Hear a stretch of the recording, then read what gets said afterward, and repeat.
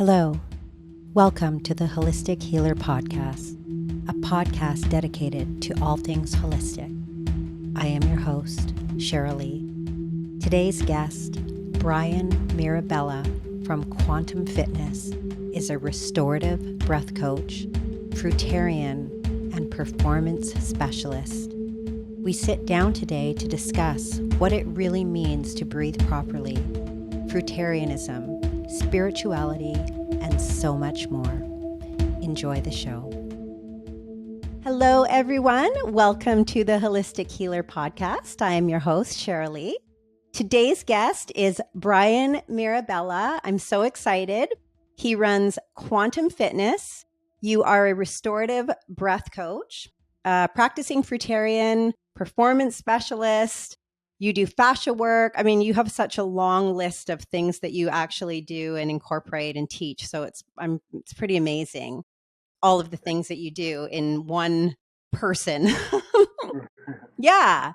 So I thought it would be great for those people who don't know you. I stumbled across you through Ava Loves Raw, her podcast, and I love your story. Like your story of how you got to where you are today, to this present moment, is I absolutely love it because I feel like it's such a rebirthing of going from where you were and transcending that into this new, like, we're always the same person, but I feel like in your journey, it's pretty spectacular. So if you could go and fill us in on that, that would be amazing.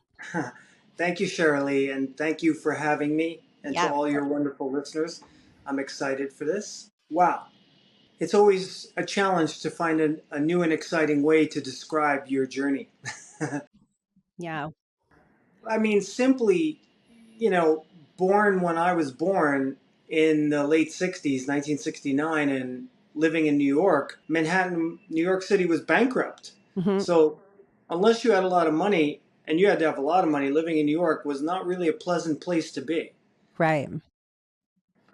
And we're coming from a time of industrialization in America after the wars, and everything was about consumerism. Mm-hmm. Really, I mean, I was born during the Vietnam peace movement. However, most of the world was around consumerism, and I feel like my family was no different. Mm-hmm. They didn't know any better. They just did what was programmed into their subconscious through the TV and the newspapers. So I lived a very normal, unhealthy life Mm-hmm. to a woman who started smoking when she was 12 because her older brother forced her to, so she wouldn't tell on his mother. Right. So he forced his younger sister to smoke. And then she smoked her whole life until she got pregnant with me at 25. And then she smoked during the entire pregnancy. And, unless you're on heavy amounts of drugs, it's really just as bad for the child to be inundated with cigarette smoke when they're in the womb every minute of their existence. So I feel like I was born or birthed at a very low level of consciousness when I really should have been awakened. Right. Every child is born awake. Yep. And I think that really damaged me. And then, of course, they vaccinate you 16 times. Yep. And that did even worse damage because that will make sure that you never awaken. Most people won't. Yep. Because you can't put those toxic adjuvants and metals into your body and say that it doesn't do any harm. Mm-hmm. Absolutely. And I'm really painting that picture because that's what's really important. It's that I was so toxified with poisons that I was not predispositioned to be in a healthy frame of life. And I was sick all the time as a child because my mom smoked. I lived in a one-bedroom apartment and she smoked. So I was sick all the time. But sickness is not what they tell us. When you're sick like that, let's say a kid gets a cold or a flu and they rush them to the doctor. Well, they're not sick. They're detoxifying the stuff that's overwhelming their body. Yeah. So my mom did what every other mother did. She rushed me to the doctor and forced him to give me medication to make me feel better. Now, all those antibiotics also did damage to my microbiome. Sure. And I was sick all through high school. I was sick through college because I was wrestling and I was starving myself. So Hmm. my body already wasn't really running at homeostasis. And then with athletics, for me, wrestling saved my life because it kept me off the streets. But it also thrusted me into an avenue where I was constantly under duress Sure. because a sport might be good for the kid to take them off the street, but it still gave me that fight or flight Yeah. constant activation that I was trying to get away from on the street, but Hmm. yet now I'm channeling that energy. We call Right. it channeling that energy into my sport. Yeah, of So course. then I'm supposed to take that energy and I'm supposed to want to hurt somebody, right? Because that's what wrestling is about, Hmm. so to speak. Yeah. And and then I lived that life all through my 20s, into my 30s, and well into my 40s, just being that emotional type of angry person. Yeah. And it wasn't that I was not nice, it was that as soon as I got angry, I couldn't control my emotions Hmm. because I was over breathing and I was riddled with toxicity. And you know, you don't know these things. Like when someone tells you, a doctor tells you you might have cancer, that's sickness. Yeah. Heart disease is sickness. Hmm. Diabetes is sickness. Arthritis is sickness. A cold or a flu or a virus is not sickness. It's a detoxification response of the Right. body. So it took me a long time to Hmm. figure that out. And I about 6 years ago, I started with an acupuncturist who was considered to be very high level. Uh-huh. She was from Eastern Europe. And my first session, the first 10 minutes, when she evaluated me, she said, "Guys like you have a heart attack in your 60s and die." And I was like, Excuse "What?" me? I was like, "What do you mean? I'm in Yeah. great shape." And then she went through all these criteria, and I was Yeah. like, Yeah. "Oh, wow, yeah, I have all of that." And then I was already on the healing journey, but then I started to go deeper. I was like, okay, now I have to learn about Chinese medicine. Yeah. Now I'm learning about chiropractic, neuroemotional technique.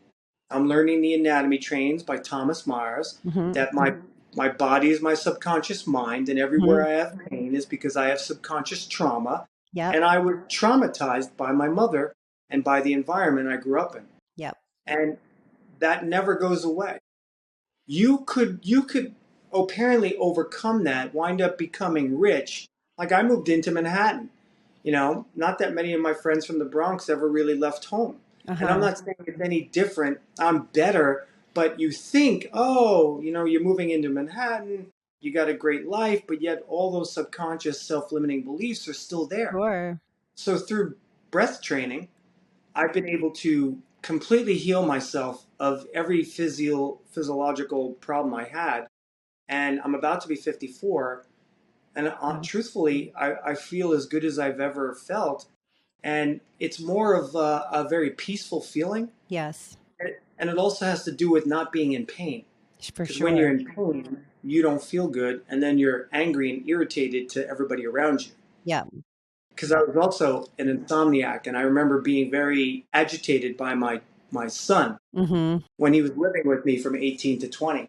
And I remember being a little bit agitated by certain things. And, you know, I would say to him, "Brandon, when daddy acts not normal, I want you to tell me." Right. Wow. Beautiful. Because I already had that awareness and I wanted, Hmm. because you don't know it. No. And he was a very, normal kid who was meditating twice a day on the Buddhist path, and I just trusted him to hold the space for me that if Mm. you see something that's not right, then you should talk to me about it. And he did a Uh, few times, and it really helped me.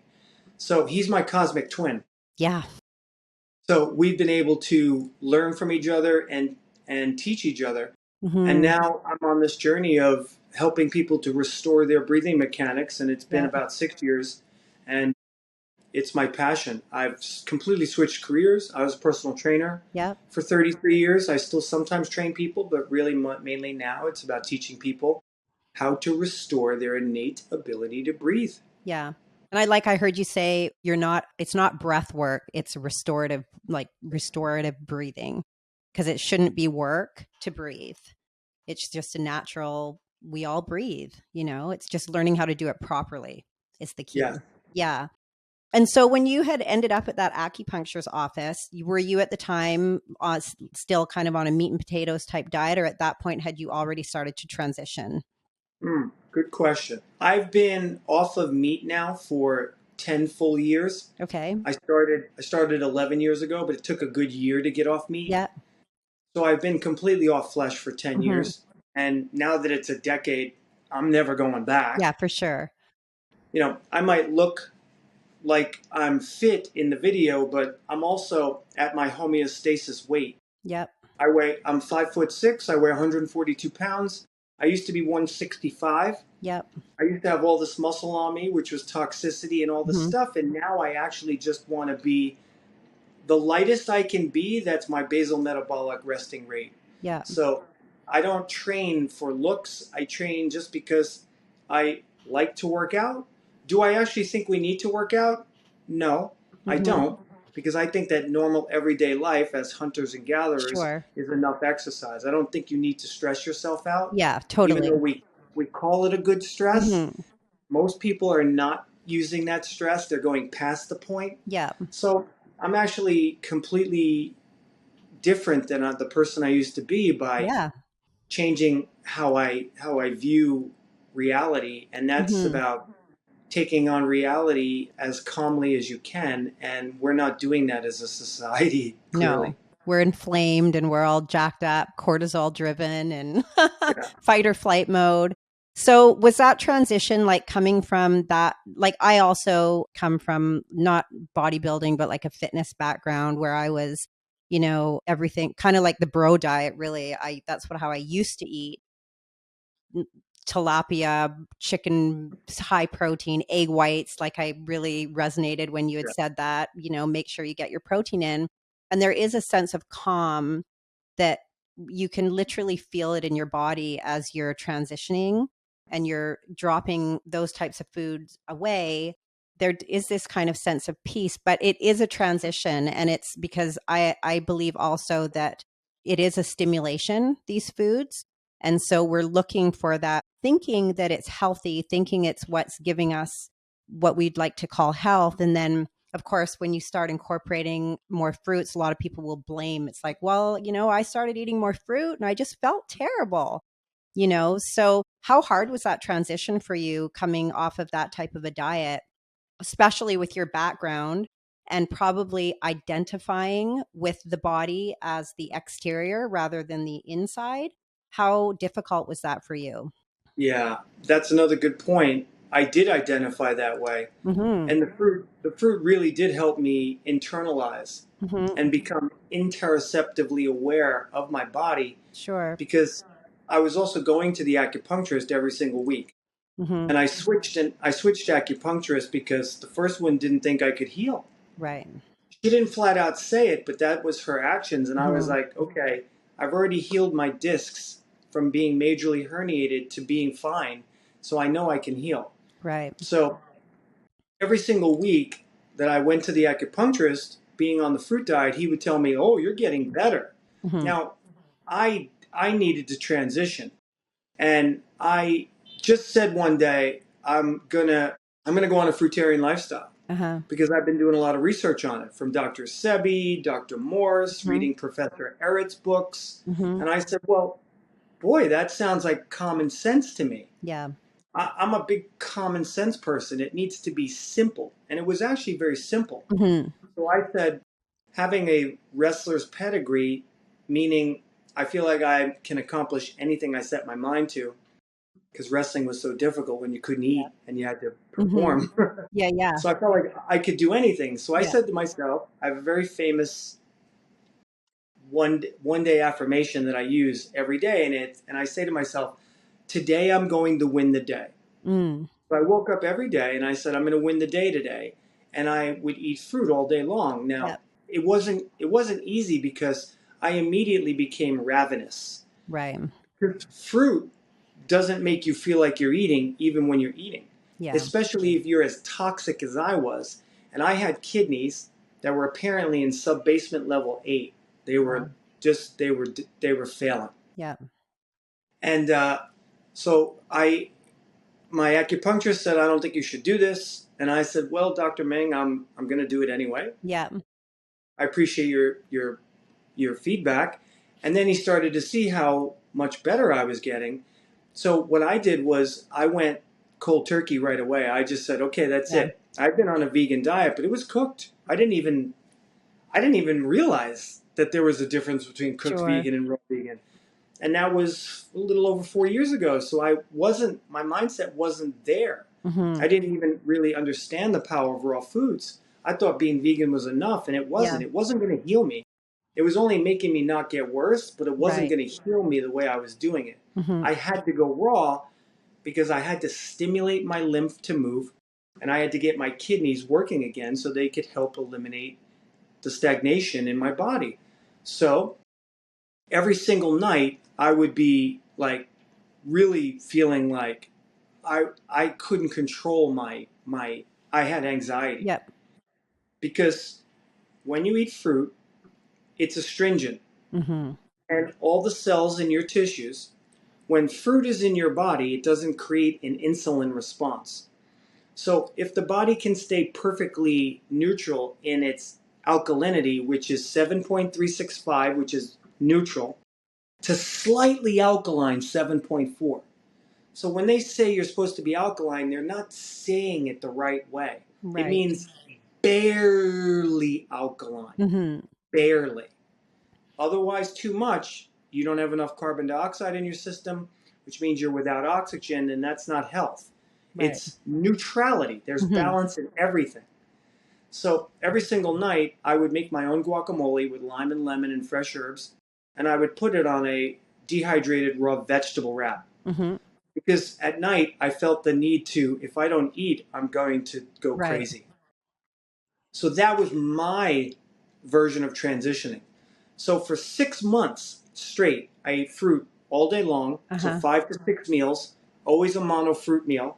Because I didn't, you know, your brain wants to experience different tastes, Right. but your body doesn't want that because if you mix foods, Mm-hmm. they have to turn acidic. Mm-hmm. Foods don't mix well together. Very few do. Yeah. And that's why that book by Herbert Shelton, Food Combining Made Easy, is Yeah. also a good It's a book. great book. So, I mean, I'm a mono food eater. So Mm-hmm. I was just eating different fruits every hour. And then Mm-hmm. every night, I needed to feel like I was eating something Mm-hmm. because I was eating my whole life. Yeah. And then I realized that I was completely addicted to food. Mm-hmm. I'm That's what I like, was just gonna say. I'm not even eating the fruit because I'm hungry. I'm addicted to the physical aspect of eating. Yeah. And but thank God I transitioned like that because it would have been very disconcerting. Mm-hmm. So every week I went to the acupuncturist and he kept telling me, "You're getting better. Yeah. You're getting better. This is working for you." I was incorrect, and you're getting better every single time. And he said, "Now," and then a year went by. It was right before COVID, and he said to me, "You know, remember in the beginning I told you that I didn't think you should do this diet." He said, "Not only have you reversed all of your kidney damage, you're now strengthening your primordial chi energy." And he said, "That's pretty much impossible." Wow. That's amazing. And that's what the fruit did. Mm-hmm. However, I was already breathing for a year and 3 months. I had already focused on changing the biochemistry of my Right. body, which food does not do. Mm-hmm. It takes a long time for that. And it's never going to get into the deepest layers of the cells because only breathing can do that for you. Right.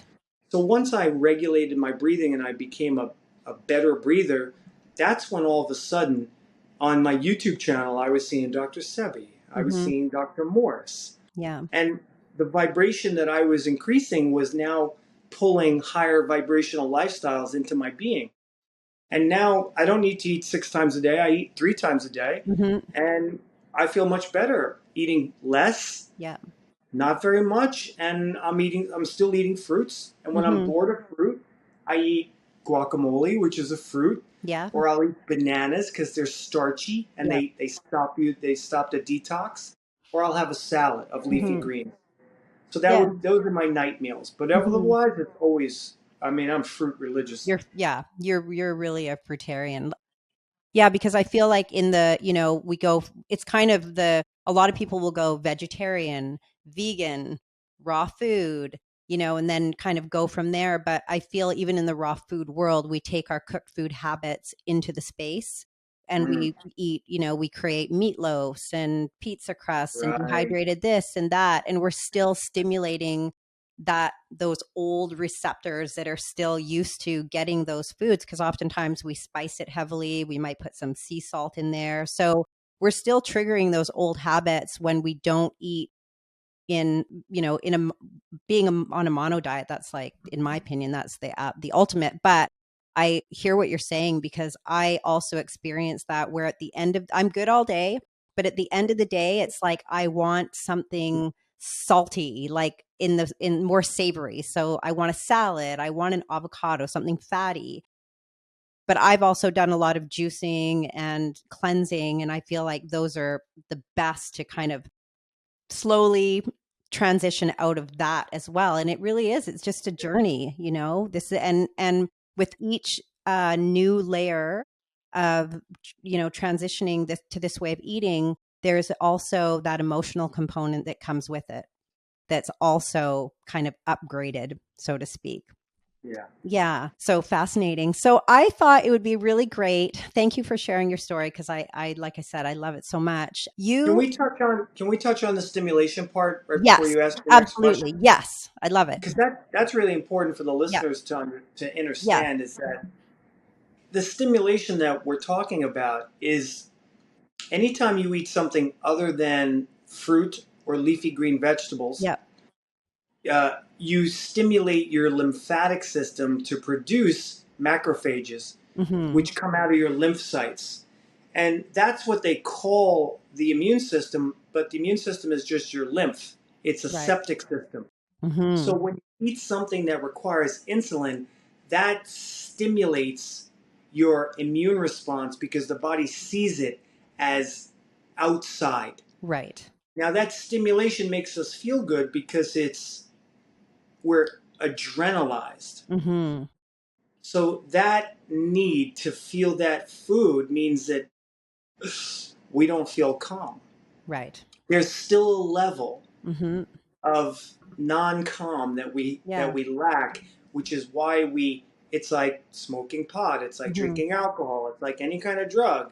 It's the food is the drug itself, Yes. and that stimulation stops your nervous system from feeling the pull of the detox, and Yes. that's why we crave those things. So that's really Yeah. important. I think I like to call those excitotoxins within the body. There's a book written about that, and the actual, Oh, they are excitotoxins, and it's literally that. They're toxins that excite the body, you know? So it's, yeah, absolutely. So I think you do the best. I have so many people that ask me, especially now more than ever with the keto, the paleo, the carnivore diet. There is this notion that we evolved, we gained our intelligence because we started eating meat. And I've heard you on a couple of occasions, you break it down so beautifully in such a, like, I listen to you and I think, this is just, like you said, it's common sense. It makes so much sense. But can you just kind of, I'd like you to kind of break it down how you do, because you do it in such a great way. And then this book, Return to the Brain of Eden. I think I haven't read this book yet, but I got it based on your recommendation. And if you can just kind of, it looks like it's got some great information in here to support that. Yeah. yeah, it's probably the best book I've ever read, Yeah, I'm excited to read it. especially since I've been on this journey. Mhm. So, however we got here, Mhm. and my belief is that we were breatharians to begin with. Mhm.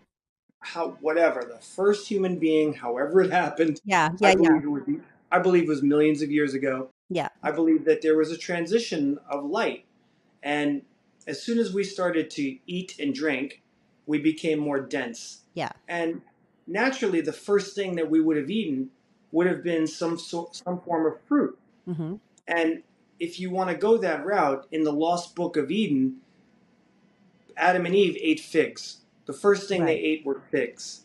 So and those are in the Lost Books of Eden. Mm-hmm. Now, that doesn't mean much other than to say that the first food you put in your body was something that was going to be hydrating, Right. something that was going to be filling. The reason fruit is filling is because it's soluble fiber, Mm-hmm. which means it gives you water Yes. and makes you feel more satiated longer and faster. So the sugars found in the fruit were actually is what grew the brain because Mm-hmm. and I can prove it with common sense. When you were born and your mom gave you her nipple, the first 1 to 3 days she was producing colostrum. Mm-hmm. Maybe up to 3 days, but some up to one. And that's when she's giving you protein and HGH. And that's helping you to come out of your incubator and give you the necessary building blocks to stimulate you Right. for this new world. Mm-hmm. So you get the proteins to be stimulated for growth, and then the colostrum turns into mother's milk, Mm-hmm. which is only 2.5% protein. Right. So that means you're not reared on protein because there's very little of it in mother's milk. Mm-hmm. Then it's 4% fat. So that means you don't live on fat. Like everyone says, the brain lives on fat.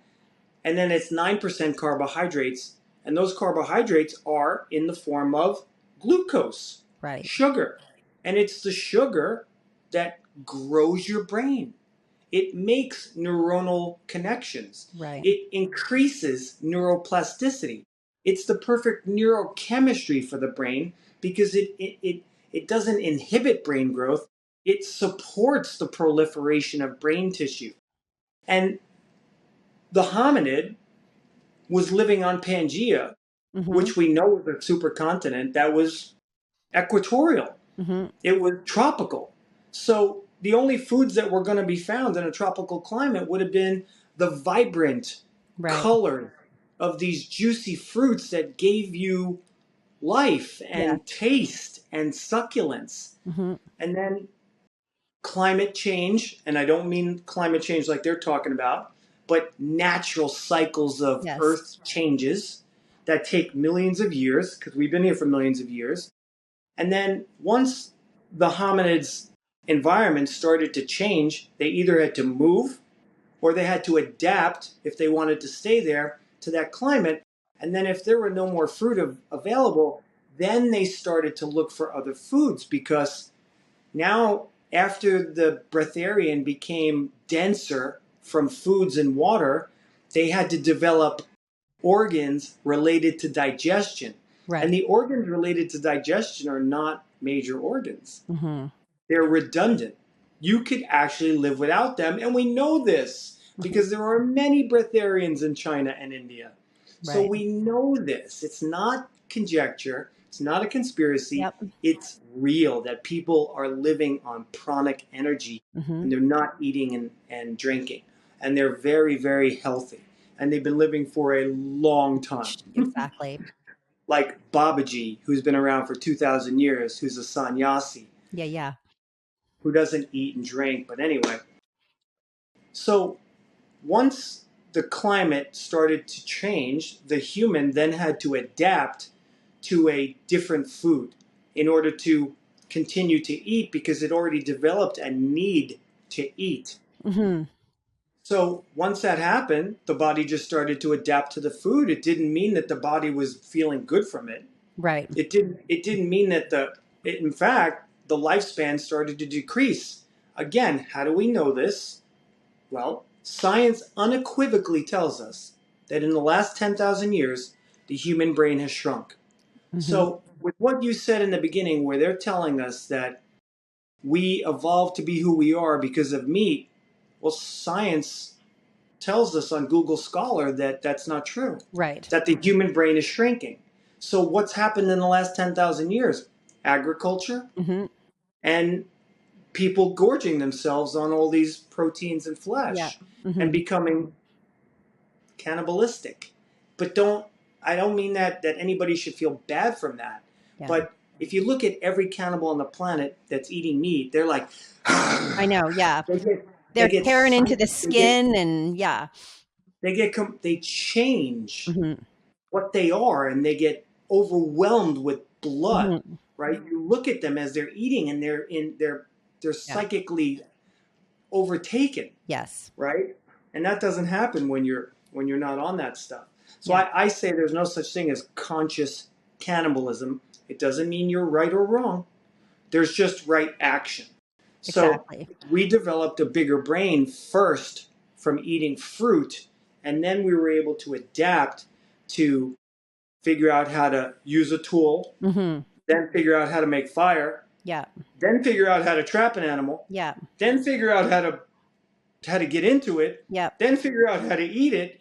I mean, all these things had to happen before we Yeah. started to consume And flesh all those things came long after, long long after. after. When we think about it, fire hasn't been around that long. When we look at the space that human beings have actually been alive, it's not been Right. that long, so. And I like what you Now, say too. We weren't born with tools. We were given our bare hands, and we if didn't. you're naked, Yeah. if you're naked in the forest, how are you going to catch an animal Yeah, and we kill it? didn't get How are you going clothes. to bite into it? Hmm. God gives you everything you need. He gave you opposable thumbs that would allow you to pull the fruit Yeah. off the tree, Yeah. not go run and catch an animal. You can't do Yeah. that. I like what Dr. Doug Graham says. He said, if we got dropped off onto the planet Earth and the animals were in charge and they didn't know what to do with us and they put us in a zoo, they'd look to the species that are most like us to decide, well, what does this creature eat? What does this human creature eat?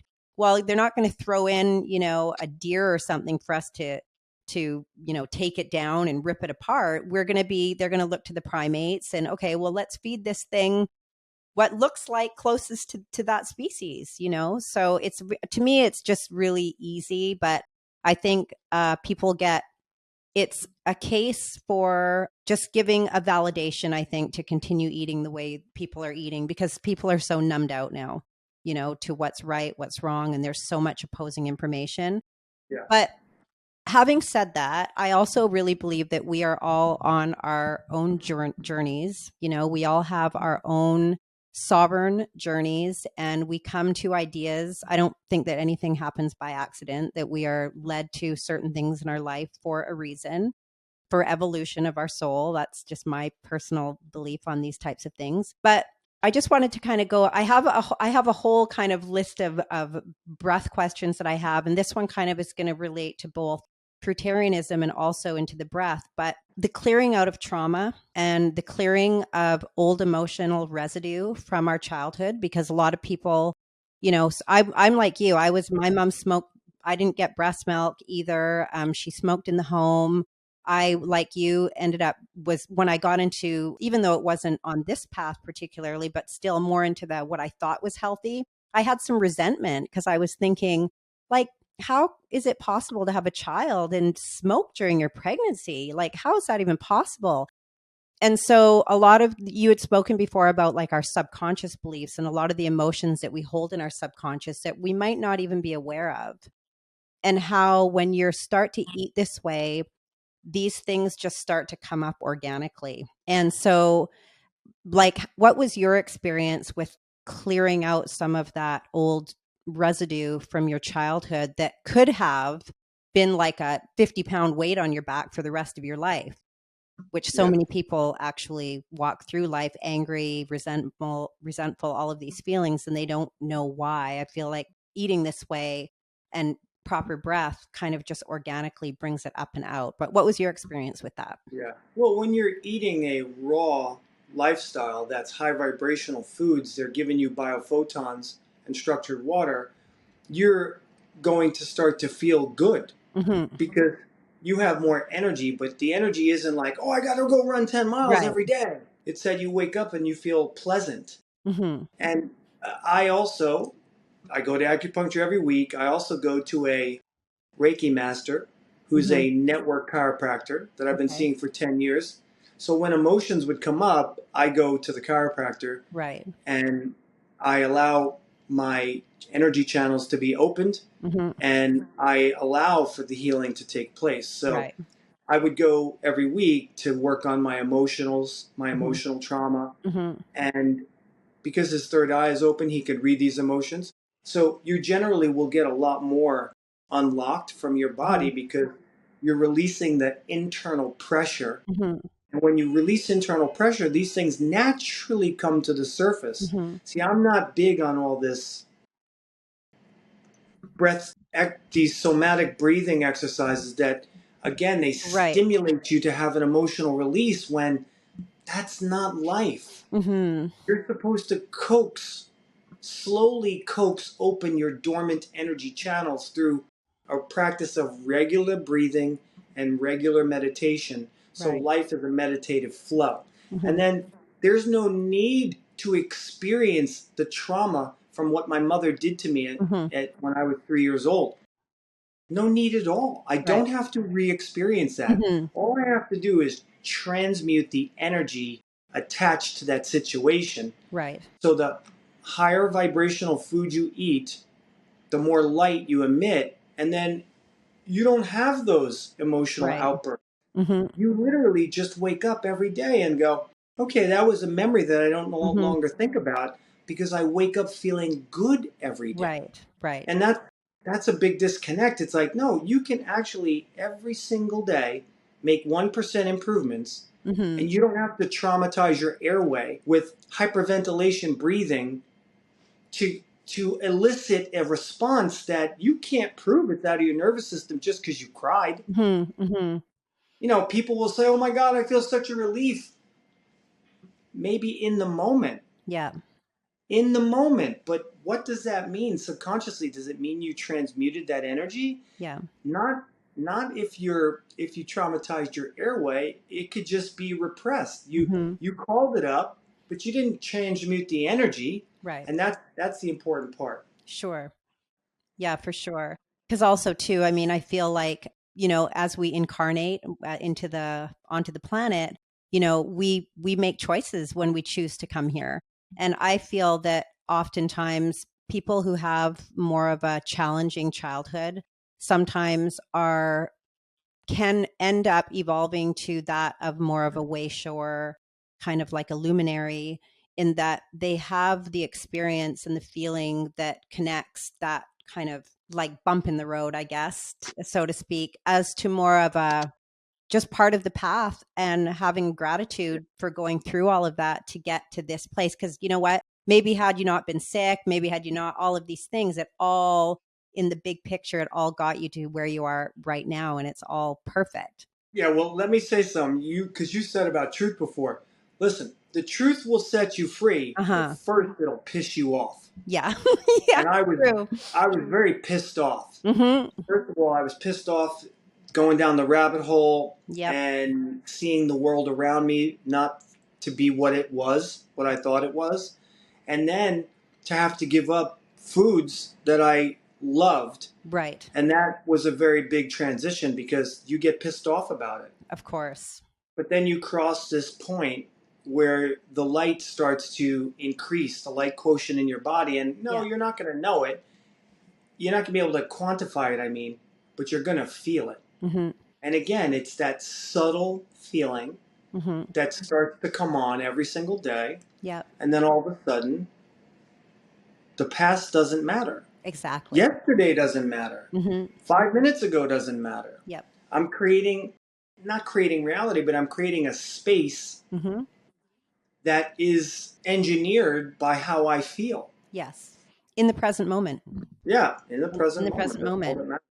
And I love you had mentioned your son and kind of being a little, going through your transition, being a little more irritable, not so patient, but your son as being that reflection, because I have children as well, and older children in their 20s. And seeing that as we kind of transcend that old part of ourself into a new, the children aren't, because a lot of what happens is kids, you just repeat the cycle.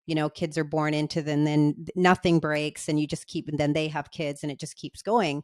but obviously you said that your son is, he's on kind of the Buddhist path, and that must feel amazing to Yeah. see that, he's that cycle kind of stopped with you where he's Yeah. choosing a new path. Yeah. Yeah, there's a great meme I've seen. It's your grandmother yelling at Mm-hmm. your mother yelling at you, Yeah. and then you taking a mirror, reflecting it back, but then you're saying "I love you" to your child. You're a Yeah. Yeah. beautiful human Exactly. being, right? Yeah. And I'm glad you saw that because I have definitely done that. Yeah, and it's amazing when you can actually look at that and have the enough awareness to see that, wow, like, look at this child now is going to step into his own path in a different way. I think Yeah, it's really amazing and powerful. So, yeah. on that same subject for the emotional, how I've looked at some people online. There's all kinds of people online doing breath work, and a lot of the breath work is geared towards healing trauma, even to, like, I can't remember who it is, but they do a breath work course specifically for trauma through the breath, and say that this would be similar to doing some kind of like ayahuasca or combo in terms of getting that up and out. So, as a restorative breath coach, how do you feel about using the breath to heal old wounds, trauma? I think it's important, Hmm. but it needs to be slowly coaxed Right. and nurtured Hmm. and not traumatized. Right. We don't have to go through all that. All we have to do is increase our tolerance to carbon dioxide, and that's called the Bolt score, and it's your threshold to CO2. Most of us, including, I've worked with many high level yogis, Hmm.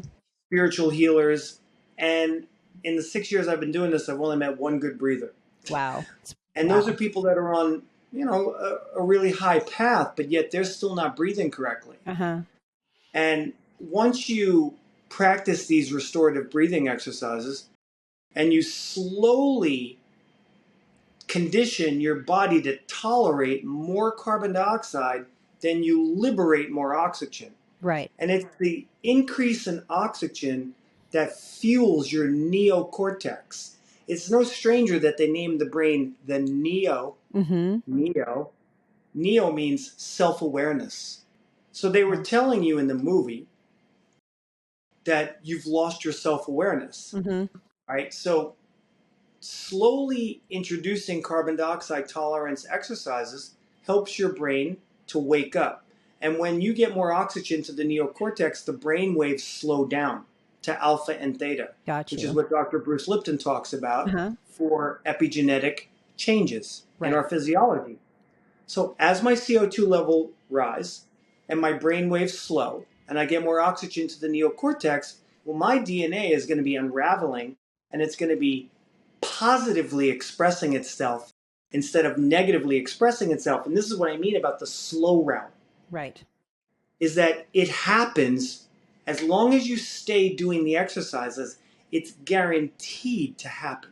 Okay. Because I have hundreds of students that have made massive changes without ever traumatizing the airway. Now, have had people have emotional breakdowns in the middle of a session, Hmm.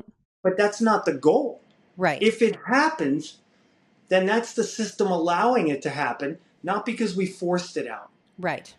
Yeah, there's a difference.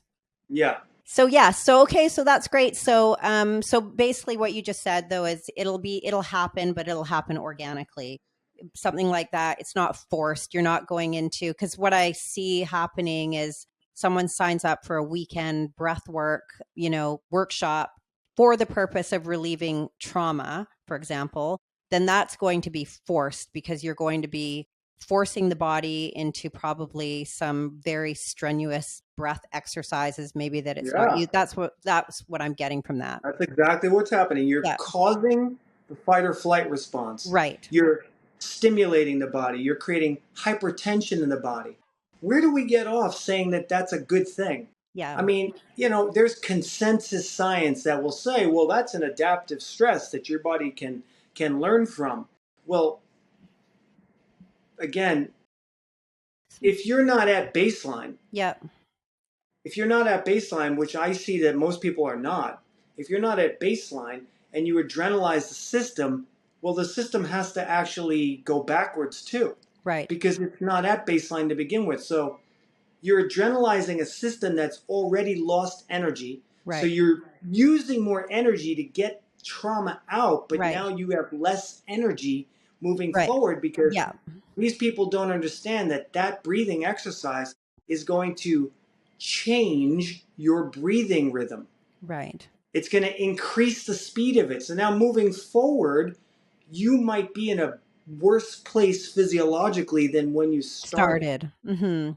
Well, I guess it's like picking up bad habits, right? In a sense, because I know I've heard you talk about Wim Hof, and I know he does a lot of hyperventilations in his breath work. And I've also, Well, and he I says, get high on your own supply. supply. No, Yeah. no, And I have said no. this too, no offense, but he doesn't look, for someone who's so supposed to be oxygenated, and so, he doesn't look that He looks terrible. healthy to me. He Yeah. looks terrible. He looks He's 10 terrible. years older than me, Yeah. and he looks like he's 20. Yeah, exactly. So I think that says a lot also too, since that's kind of the overlying, that's what he's probably practicing most of the day, is this kind of type of breath work. So what happens, what people who snore, what can that tell us about the breath? Because a lot of people are suffering from snoring, and they've got these devices on the nose that clip the nose. What does that tell about the condition of our breath when we're snorers? Well, if we're mouth snoring, then we're on the road to obstructive sleep apnea, and that could take years. Right. And in effect, it is a low level of obstructed sleep apnea because when you're snoring, you're not in deep sleep, you're actually dropping oxygen levels. Mm-hmm. So the only time the neural drive to breathe is to breathe in oxygen is if your oxygen saturation drops below 50% when you're sleeping. And Okay. then you'll have an apnea. The brain will stop breathing Right. because it says the oxygen has gone below 50%. You better save this vessel Right. so it'll stop breathing to try to restart it. So a simple thing is to start to learn to tape the mouth. And Yeah, that's I what I was going to made that. ask about, that taping the mouth. How's that work for helping with that? Well, number one, it'll get the brain learning that it needs to breathe through the nose. Mm-hmm. So it'll help the nose uncongest itself and unblock itself. But in the beginning, for those of the people that have a hard time, they might wake up and pull the tape off. Sure. Or they might wake up and it's already off. But Mm-hmm. that's okay. Because again, your brain won't let you die, it'll wake you up. Right. So you keep putting that tape back on. So I went from snoring through the mouth, because also if you're a snorer, then you can't sleep flat on your back. You've got to prop yourself up, like Right. sleeping in a recliner chair. Mm-hmm. That would be a best case scenario while taping your mouth. Okay. And then I went from snoring in the mouth to then not snoring anymore, and then all of a sudden I was snoring through my nose. Okay. And I became a nose snorer, but that was because my airway wasn't completely open yet. Okay.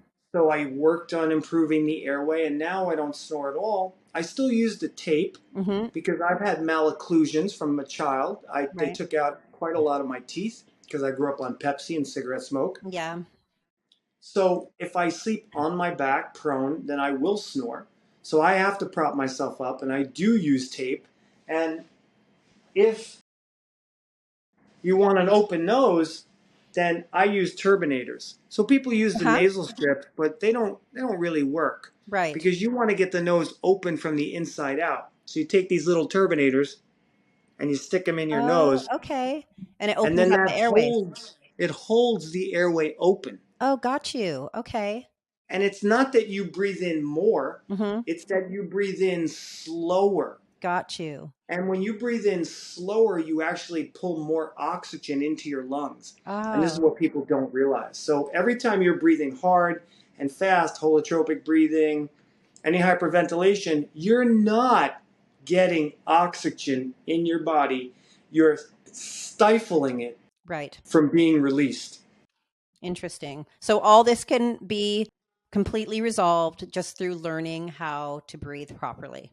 I had 100% deviated septum Wow. 5 years ago, Hmm. and told to me by a doctor, and now I have a fully open airway, no deviated septum. And I didn't do any medical.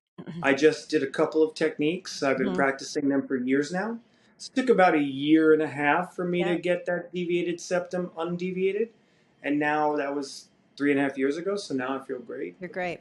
So I'm making an assumption that doing something like also cold therapy, jumping in like a tub full of ice cubes where you're taking a massive breath through the mouth. It's a shock. I'm assuming the adrenals are firing, cortisol's firing. So I guess the question is, in terms of doing cold therapy, would you say that the risks outweigh the benefits of that, doing it without, I know there's a transition, you've talked about that before, of like slowly allowing the body to adapt and adjust. But again, there's a lot in the space. They now have cold tubs that are full of ice, and you get in head covered in ice, everything. And, you always hear that gasp for air. So I'm just wondering what happens in the body, and is that laying down some bad pathways as well moving forward?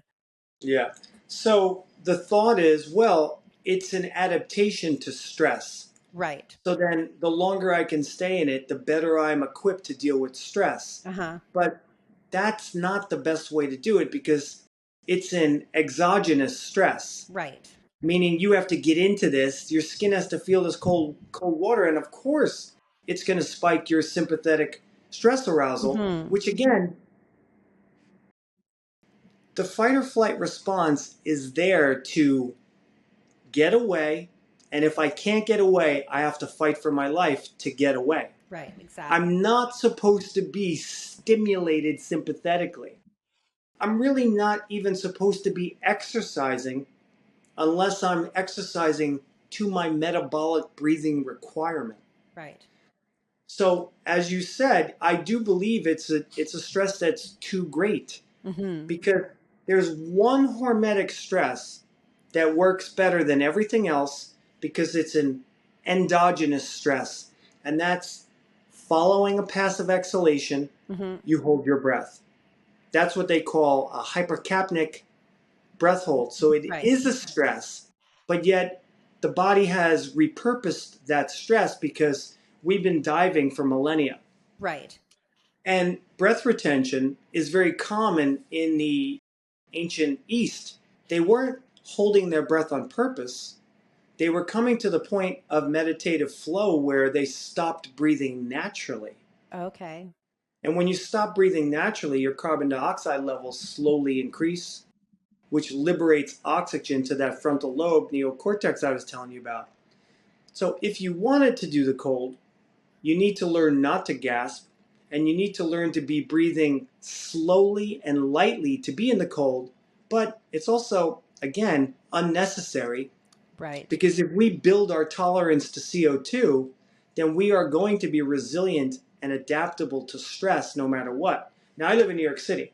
So, in order to deal with the cold weather, I do take cold showers every Mm-hmm. morning because it does make me more indomitable to the cold. Right. But if I didn't have to, I would never do it. Right. If you were living in a Because warm there's, climate, you wouldn't bother. right, because my breathing is how I can control my parasympathetic Right. state. So I'm always looking to be in the parasympathetic state. Now here's another thing. People are like, "Oh, flow state."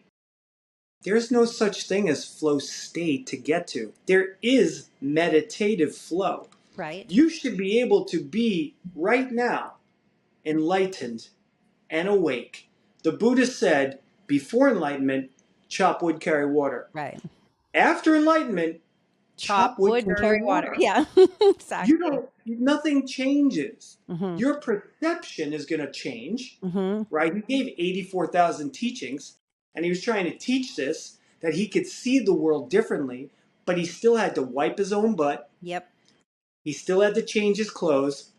He still had to carry the water, right? All of that Yeah, for stuff. And sure. people think that again, they're seeking the ayahuasca experience, and they're thinking, well, if I do ayahuasca one day, that's what my life will be Yes. like. And that's again, that's blowing open your dormant energy Mm-hmm. channels instead of using your knowledge and your experience Your that gives you innate. the wisdom to Mhm. have that experience every day. Well, I think also too in the space, no matter what space, there's an element of escapism, and this want to escape whatever it is, whether it's your past, your present, you're craving this, that, and it's that escapism that is often the driver for doing a lot of these things. It's not truly, I'm doing a cold, tub because I'm just going to be in the present moment and get into a tub. No, it's like I'm trying to escape this. Same with doing all of the psychedelics now that are kind of rampant everywhere. And so I'm not saying it's good or bad or anything in I agree with between, you. but I do feel that, people need to be very honest with themselves and ask the why. What is really and truly the why of doing a lot of these things, self-inquiry is important. And being honest, having the ability Ramana to be Maharshi. honest. Yeah, Yeah. totally. Absolutely. So, yeah, so I wanted to also ask you a little bit. I'm sure you get this all the time because of your physique and because of your background in wrestling and, what appears to be almost like you have almost the physique of like a bodybuilder. And I'm sure you get asked all the time about protein. And even now, I mean, outside of the idea of like meat and whey protein and all these types of things, there is in the vegan space a lot more people now who are kind of going down that road and thinking that maybe incorporating high amounts of like pea protein or pumpkin seed protein. And I'm assuming, but I just wanted you to kind of say it how you feel it is, the effects of going down the road in a vegan way, but kind of incorporating the same macronutrients as you would on the other side. So high Okay, protein, well, low carb, that kind of thing. yeah. Well, my secret key to life is marine phytoplankton. Uh-huh. Yeah. So it was the first organism created billions of years ago by light, sound, vibration, and of course God. Uh-huh. And it has the building blocks of life. So I actually consume this microorganism, and I've been doing it for 7 straight years, which gives me perfect nutrition. It Right. specifically feeds your hypothalamus gland. Now, if somebody's not on that, what type of constituents, macronutrients do you need throughout the day? And it's 2.5% protein, Mm-hmm. 4% fat, and 9% sugar. Mm-hmm. And you're going to get all of that from fruit. Right. You don't, if you take pea protein, if you take whey protein, that means that your body has to break down the macronutrient to Mm-hmm. get at whatever energy is left. Mm-hmm. And somehow, again, the common sense gets distorted. Right. If I say that to people, they're like, "No, it's a perfect protein. You're gonna build protein." I'm like, "Wait a minute.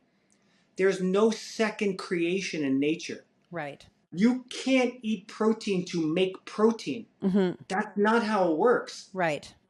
Amino acids make proteins. Mm-hmm. So the marine phytoplankton has all of the amino acids, Right. all the essential ones, and every single one. So if you put that food in your body, you're always making the perfect protein. Your body will make it naturally, Mm-hmm. exogenously. Mm-hmm. So I don't put any kind of proteins in my body to keep my physique. And truthfully, I've looked like this my whole life. Right. From the time I was a little tiny boy, my mom would be like, "Bryan, show everybody your Yeah. muscles." But you You did know? drop weight though, didn't you? Like when you started down this path, you did Oh yeah, jump some weight. 20 So pounds. right. Yeah. Which had to really go. I mean, the weight will just naturally go. And I think for a lot of people that freaks them out, especially men, they see the scale dropping and they associate that with either getting smaller, losing their hard earned lean muscle mass. And so it freaks them out and they start eating, in quantity and maybe some things that maybe they shouldn't be eating. Well, this is what they don't know is I haven't lost any muscle mass. Right. In fact, I have more quality muscle because there's less obstructive acids Uh-huh. in the interstitial spaces. Right. So I might look thinner to Right. all my friends who I've been friends with for 35 years from Uh-huh. my college wrestling team. They all look at me and they're like, "You're crazy, Mm-hmm. but you look great." Uh-huh. But you know, it wasn't actually muscle that you lost. And that's the notion I that, didn't lose any muscle. right. So it was, you lost acidity, Toxicity. toxicity. Yes. Aris Latham, Dr. Aris, who I've talked to quite a few times, he says you lose waste. It's not weight, Yes. it's waste. Yes. And then you rebuild. Once you get rid of the waste, then you rebuild. The foundation is cleaner and you rebuild. And yeah, you might not end up being 250 pounds again, but it's more, I guess, functional muscle in a sense. Yeah. Hmm. Yeah. I lost 26 pounds and now I'm about 6 pounds heavier than at my lowest. Right. Right. So I've heard you speak about your exercise routine is, like you said, 30 minutes a day. So what happens? Do you just feel that people who are hitting the gym and having like hard workouts 1 to 2 hours every day is just like going to be creating more of a toxic load, more acidity in the body? And is that why you choose to only work out 30 minutes a day? Yes. Well, my workout, the reason it's 30 minutes is I like to work out intensely, Right. provided I can keep my breathing in a certain rhythm. Uh-huh. And then it's usually around the 30-minute mark where I start to not be able to control my breathing. So Okay. then I go, that's it, I'm done. I Okay. don't say to myself, oh, I'd like to do another 2 or 3 sets. Right. I say, I'm done. I Uh-huh. can't control my breathing, so I'm done. If you can't control your breathing, that means you're over breathing. Mm-hmm. It means your body is saying, I'm producing lactic acid. And the reason I need to overbreathe right now is because I'm overwhelmed with the acid. So I Right. have to exhale more of it. Okay. And no one's taught that. So Mm-hmm. I stop before that happens. And I have high level athletes that are doing the same thing and they're experiencing their own athletic ability like they've never felt before. Okay. So where do you stand then on VO2 max training for in conjunction with longevity? Because again, there's a lot of talk about that in the space, that we should be really honing in on our VO2 max for the purpose of health span. Yes. Yeah, because your lungs are the organs most directly related to longevity. Right. So your lungs have to be elastic and resilient. So you don't want to go and fill them up. That doesn't make them stronger. It actually wears them out. Because Right. if you think about what a normal breath is, you never fully inhale Mm-hmm. and you never fully exhale. Right. So you're never using the entire lung capacity. That's not how we're designed. Mm-hmm. And even if I'm exercising, I'm going to be pulling more air in, but I'm still not going to be taking a full breath in and removing all the air. Mm-hmm. So when you do these breath restorative exercises, you're increasing your lung volume, Mm-hmm. which increases your ability to have a better gas exchange take place. Right. Got you. And when that happens, you get more oxygen into the Mm-hmm. lungs. And that's how your max VO2 goes up, by increasing your carbon dioxide threshold. So by doing anaerobic breath holds, Uh-huh. you actually increase your aerobic capacity without ever going outside to run. Got you. So so someone who's not breathing properly, who then attempts to increase their VO2 max, again, coming back to probably not such a good idea. You're creating more problems than you started with potentially. Yeah, that's why athletes don't live long lives. Right. I had two friends growing up whose both dads passed away during a run. What? And Yeah. people Wow. were like, my dad was so, he worked out every day, went running every day, and he had a heart attack because he was breathing through his mouth every single day. And he was over breathing, creating this chronic state of hyperventilation that led to hypertension, which is what heart disease is. Right. But we don't put two and two together. Yeah. So you got to, people for longevity, they have to start thinking that way and stop thinking that we need to kill ourselves. And you know what's really tragic is that we're doing it to children. We're making the children better athletes now. And what they're doing is they're just overtraining them too young. Yeah. And they're killing their children and they don't know that. Mm-hmm. And it's really a tragedy. It's what I'm trying to, like, let's say, for instance, you're on the field, whatever sport it is, and this one kid is starting to lag behind the group. What does the coach usually do? He makes that kid do more. Yeah. He tells that kid, you have to be tougher. Yeah. When in fact, the kid wasn't able to breathe anymore at the level they were exercising. So it Mm-hmm. didn't mean that the kid didn't want to try harder. Now the kid feels like he can't keep up with the group. Yeah. He's not the better one. She's not the better one. And then all of a sudden you're put off to the side when all Yeah. they had to do was teach you how to breathe. Right. So if we taught children how to breathe, then we wouldn't have to single them out for saying that they're not working And hard shame enough them. and Get them shame on the them. path of Exactly. already starting the shame cycle. Yeah. And, I was shamed my whole life. yeah. And it worked to a degree that made me a good athlete, but also made me very aggressive in life. Mm-hmm. Well, yeah, I've heard you talk about that too, where it's, I mean, it really does when you look at it, like getting into wrestling and getting into that sport, it's like it is an aggressive sport. You're tackling somebody, so it just kind of, and then what that creates in your life, what you're attracting into your life because of that sport. And so, I mean, getting kids into that type of sport or at an early age when they don't have right consciousness is dangerous, actually. Yeah. So just a couple more questions. I wanted to just talk a little bit about parasites, because parasites are a hot topic, and we have parasite cleanses and parasite this and parasite that. And I've gotten rid of parasites, which was like life changing for me when I actually saw what came out of my body. Wow. Yeah, it was amazing. And so, how do you feel about parasites really controlling a lot of what goes on inside of us in terms of our addictions, our cravings, our behaviors, our interactions, that until we actually are able, first of all, get clear that most people have parasites, because a lot of people are in denial, like, not, it's everybody else, not me. And then where do you stand on that notion that parasites are really in large part responsible for a lot of these kind of like afflictions that we have? Yeah.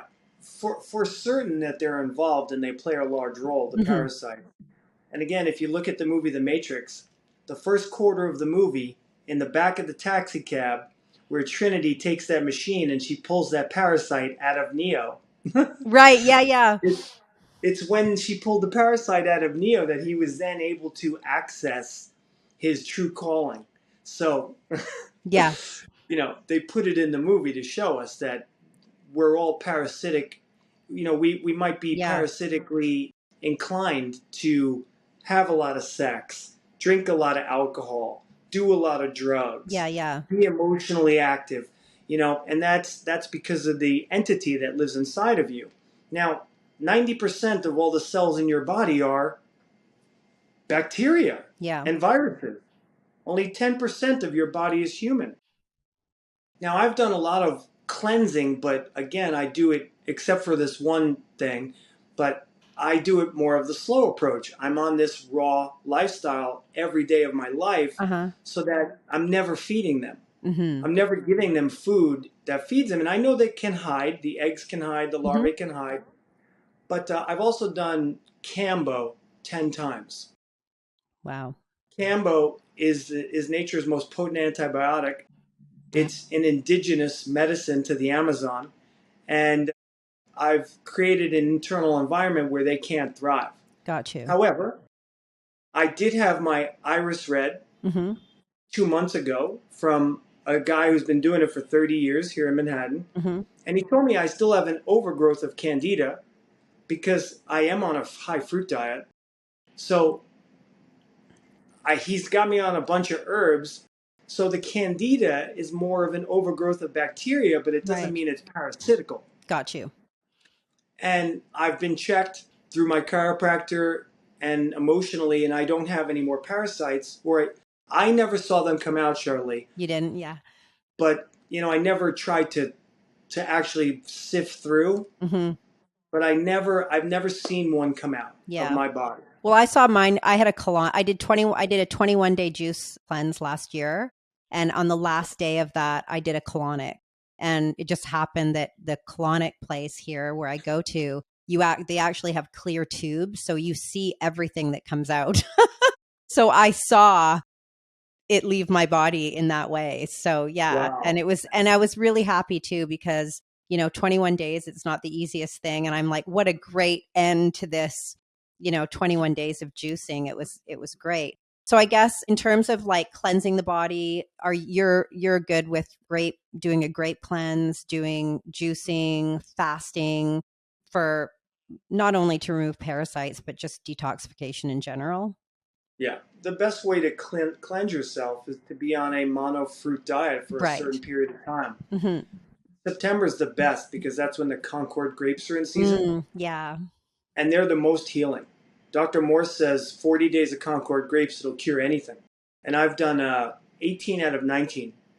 So this year, next September, I'm going to try to do the entire season. I'm just going to drink Concord grape juice for. Do you find the grape like just eating grapes? Do you find that challenging? Yeah, because it's boring, Yeah. and it's boring to my belief system, but Hmm. not to my body. Right. My body's not saying, "Oh man, we would really like to put something else in here." It's my mind that gets bored, Right. and that's an uneasiness too that you have to look at and go, that's interesting. Why is food so important to me? Why Hmm. do I need to experience something else to make me feel better? Yeah. Especially when did the juice for 18 days and it felt amazing. Uh-huh. So, but then I got to the point where I was like, all of a sudden, I just like, I'm like, I have to stop right now. Yeah, that's what happened to me too. I was just like, I just felt it in my body. I wanted to do 30 days, but I got to 21 and I was like, yeah, just, I've tuned in, and I always want to just honor kind of, knowing that it's not coming from a place of craving, but truly just like listening and knowing like, okay, it's time to stop. Yeah, Hmm. And yeah, that's usually the exact best yeah, time to stop. yeah. So I think everyone has parasites because if you've eaten meat, fish, and dairy in your life, Yeah, well, those are living beings, and every living being has parasites. right. When the body dies and the carcass has maggots, where did the maggots come from? Exactly. They came from inside of you. Hmm. And then when there's no more blood, when there's no more life, when there's no more oxygen, they start to eat you from the inside out. Yeah. I know. So, It's not fun to think about, but it is the truth, you know? yeah. And So Yogananda, when Yogananda died in California, he was in an open casket outside for 2 weeks. His body didn't decompose. really, I didn't know that. Wow. That's that's cleanliness. That's self-realization, Yeah. self-actualization, parasite-free, and his body proliferated because it was never the body to begin with. He went in as a pure soul and he came out a pure soul. So the body reflected Right. the soul. So as far as longevity goes, I've spoken to some of my other guests about the difference between lifespan, longevity, and health span. Because I think we think about, oh, longevity, but I mean, longevity means nothing if you're 85 and you're in bed all day long. We want to talk about what is it, a health span, and what does that look like? So, like, what's your number? Like, what do you feel like? Where are you headed in the term of health span? In what you think your potential is? Well, if I had to put a number on it for what I want personally, Yeah. the first 49 years of my life weren't so healthy. Uh They huh. they were, but they weren't like they are now. Mm-hmm. So, if I can continue to clean my body, then I think I could live to be at least 125. Yeah.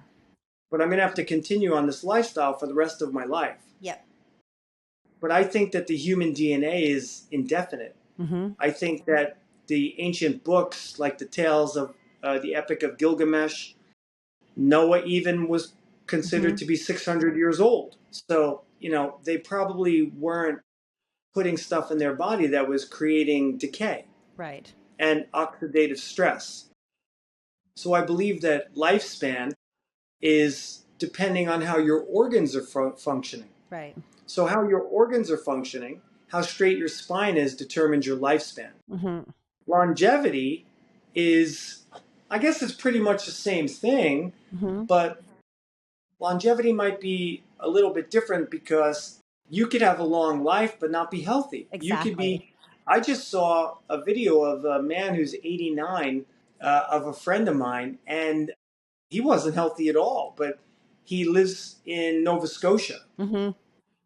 and he probably has had no stress his whole life. Yeah. But he was very big, rotund, Yeah. but yet 89 years old. So people would say, wow, a lot of longevity there. Yeah. But he doesn't look like he feels good. Exactly. And that, And yeah. yeah, in America, especially in America, because heart disease is the leading cause of death, I call it living too short and dying too long. So Mm-hmm. people are living too short from heart disease and they're dying too long from chronic degenerative disease. Yeah, I love that. Yeah, so, so true.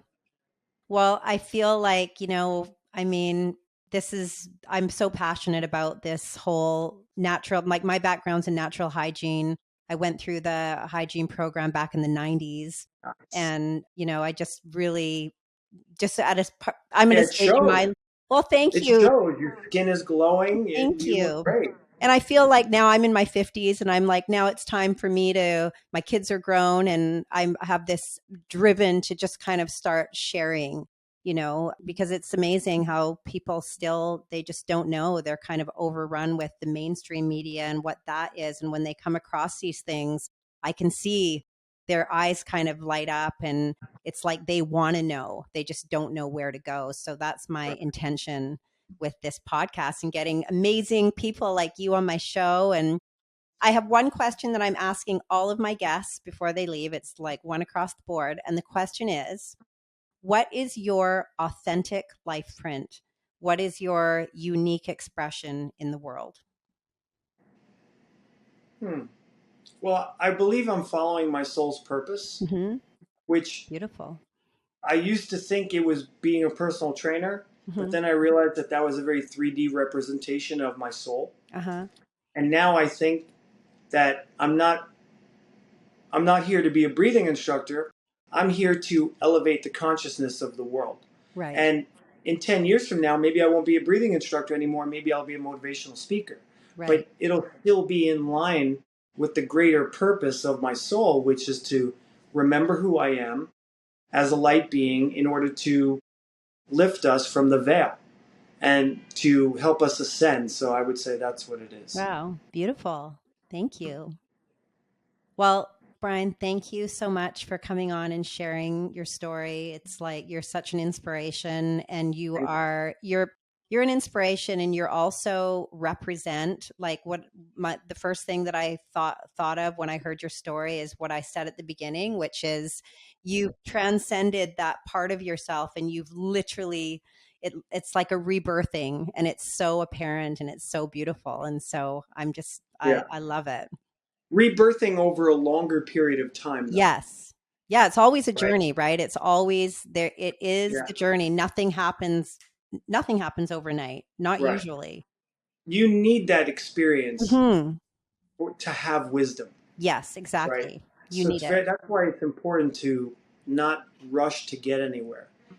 Because you also, like Dr. Dispenza says, you have to embody the feeling that you are enlightened. If Yes. that's what you want, and I know I am to a degree. Yeah. I'm not Buddha, but I do feel as if I'm on that course, and Uh-huh. that's exactly what I'm after is Uh-huh. to unlock my spine through chiropractic. Yeah. So my heart chakra opens, Mm-hmm. and then I have an ability to have telekinetic powers Mm-hmm. that elevate the consciousness of the world because I believe that I'm a super Yeah. human trapped in a physical body that Yeah. has no limits. Yeah. You're a luminary and you are a Wayshower Mm. and you embody, there's part of the Buddha that you embody, and that's beautiful and it shows. I just want you to know that it just shows Thank you. very strongly. Thank you. So thank you so much for coming on and yeah, super appreciate it so much. Thank you. Thank you, Shirley. I've enjoyed every minute of it. Thank you. Thank you, Bryan.